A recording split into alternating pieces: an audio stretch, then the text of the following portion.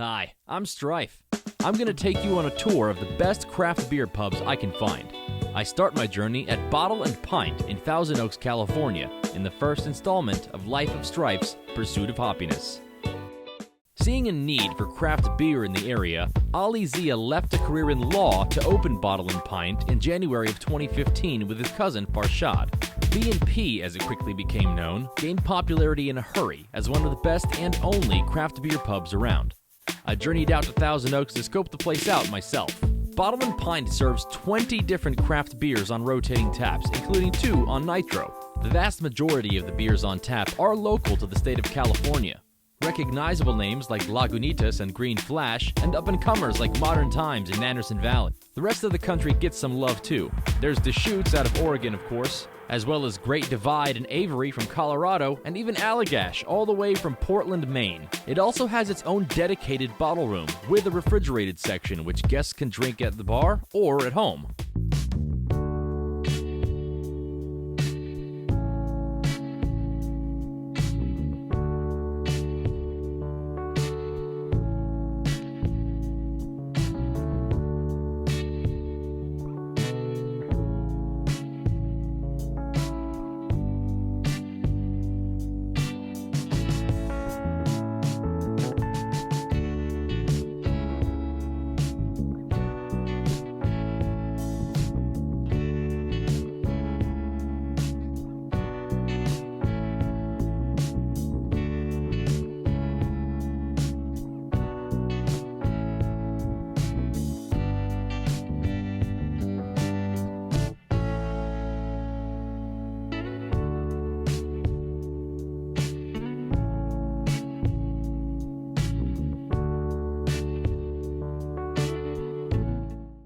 Let's check in with a couple of bar goers to see how they're enjoying the new spot. All right, couple of beer fans over here, craft brew enthusiasts, hanging out right here at Bottle and Pint.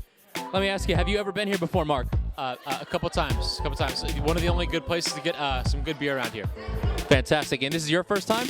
Yeah, I'm from Seattle. This is great. So let me ask you, what have you guys been imbibing and enjoying tonight? So we've had a lot, but we definitely tried some good black ales. We also had the Stone Green Tea IPA, just got a good sample of that. It's killing it. Green Flash out of San Diego, excellent brewery. One of the ones we also tried was the AleSmith IPA. I would say that the AleSmith IPA is comparable to Pliny the Elder on a good day for AleSmith. So, what's your favorite beer to drink? And not just here, any beer at all. Yeah, it would be Pliny. I hate to drink the Kool-Aid, if you will, but Pliny the Elder is absolutely amazing. I would have to rep Seattle. So 2 Beers IPA and Elysian Avatar, because I'm a female, but it's a killer craft brew. So what do you guys like about this place in particular? Honestly, community. I didn't realize that there were so many people around here in this area who would, actually have a good time, like drinking beer together and just like trying, places from San Diego, places from, San Francisco, or even more up north. So this is your first time. How do you like it? It's good. We were having like a typical Sunday, and we were like napping on the couch, and we woke up and we're like, we need a beer. And this was like 5 minutes down the street, and it's fantastic. Ali Zia had a law degree and owned his own recruiting company, but left it all to pursue the dream of working for himself.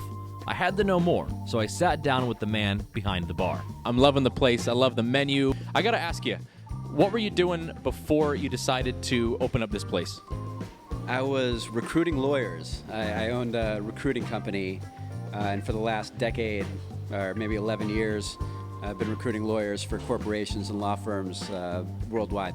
I know it takes quite a bit of drinking to get through law school, but in your case, what was it that made you want to leave the law practice, or the law industry, I should say, and get into this? It's a little bit self-explanatory, I think, but yeah. I've just had a passion for craft beer probably for the last 7-8 years. Been a dream to open this place for over 5 years. And then when Farshad, my cousin, approached me and asked me if I still wanted to do it, I jumped at the opportunity. From myself, the first beer that I drank that really turned me on to craft beer here was Omegang's Abbey Ale. What was the first time you drank a craft beer and it made you think, I need to get into this more? Yeah, so Wade's Wines, maybe 10-15 minutes down the road, had a tasting of Alpine beer about, like I said, like 7 years ago. And at the time, they had all the Alpine Nelson you can buy, Alpine Duet, Pure Hoppiness. They had rows and rows. Nobody really knew about them. At this point, if you try to get one of those bottles, I mean, you just can't find it anymore. Like, it's impossible to find Alpine beer. But at the time, nobody really knew about them. They had a tasting. I was blown away. I ended up buying $60 worth of beer. My wife looked at me like I was crazy. And that was the beginning of a beautiful relationship with craft beer. You know, you've got 20 different taps in here. How do you decide what to carry here? Is it based on personal preference, or where do you get your ideas from, and who makes suggestions, and how do you make those decisions? Sure, it's a little bit personal preference. When we first made the board, it was all IPAs and stouts because that's basically what I liked. Over time, it didn't take long for me to hear what the customers wanted, and there was always, I just needed to diversify the list a little bit. Apart from that, you know, I look at, other than the ones that I've had experience drinking, I've probably drank 60 or 70% of the beers that I buy, but like you said, there's so many.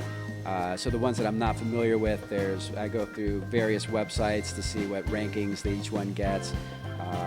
And we try to just make sure that the board is curated so that we're carrying the best beer we can get our hands on. How do you get food in this place? We've got neighbors. We've got 3 restaurants that neighbor us. We've got an Italian place directly on the other side of that wall. Sumo Sushi is a couple doors down, and Holdren Steakhouse is a few doors down. And we've got agreements with them where we can order their food that they'll deliver here. People can pay us for it, and you know, it's as if it's our own food. So, Bottle and Pint, pretty self-explanatory name. I was asking myself on the way over here what other names you might have been considering before settling on Bottle and Pint. When I asked that question, we had some funny ones. A couple that I won't even mention. There's some embarrassing ones that my wife quickly struck from the list of options.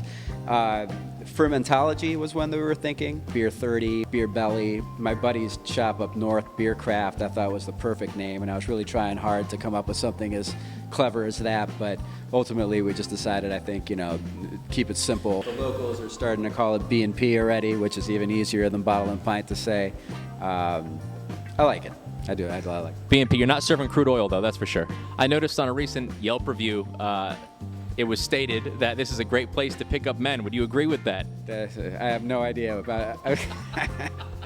They're just sheer numbers. I would say that, yeah, that's probably a pretty wise assessment. Let's go a little bit off the beaten path, some non-beer questions. What's the best concert you've ever been to? The Raconteurs in Vegas, Jack White. Its close second would be the Dead Weather in Hollywood. Again, Jack White. Any Jack White concert's going to be up there for sure. So let's go hashtag relevant. Woman Crush Wednesday. My wife.